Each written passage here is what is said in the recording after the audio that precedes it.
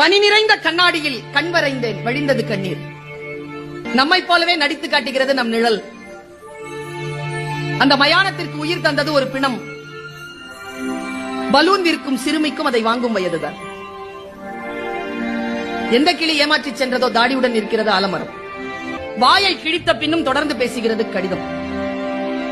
Lorry நிறைய மரம், இரையுடன் கூட்டை தேடும் தாய்க்குருவி. காற்றுக்கு சலிப்பதே இல்லை, ஒரே புத்தகத்தை 1000 முறை புரட்டுகிறது. இலையின் நடனம் அதே காற்று, இலையின் மரணம். சரிந்த மேம்பாலம், இடிபாடுகளுக்கு இடையில் சிக்கியது ஊழல். மணல் விற்கும் திருடனுக்கும் தேவைப்படுகிறது அவன் அஸ்தியை கரைக்க ஒரு ஆறு.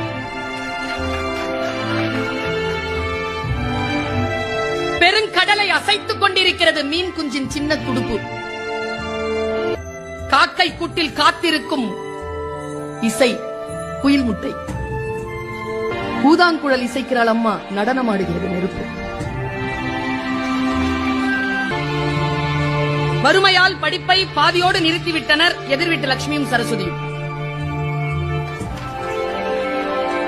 குபேர மூலையின் சுவர் முழுக்க கடன் கணக்கு.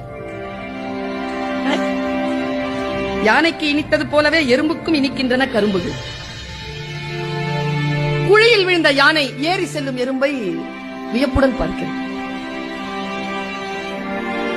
படத்தில் இருந்தாலும் ஆணி அடித்தே மாட்டப்படுகிறார் சிலுவையில் இயேசு. விழுந்த பிறகும் பறந்து பார்க்கிறது பறவையின் இறகு. புகைப்படக்காரரை அசையாமல் நிற்க வைத்தது மலையரு. மயிலிறகு குட்டி போட்டது பள்ளியின் நினைவுகளை. ரயில் மோதி பிளிரும் யானையிடம் அழிக்கப்பட்ட காட்டின் குரல். உடைந்த பானை, மிச்சம் இருக்கிறது கொஞ்சம் தண்ணீர்.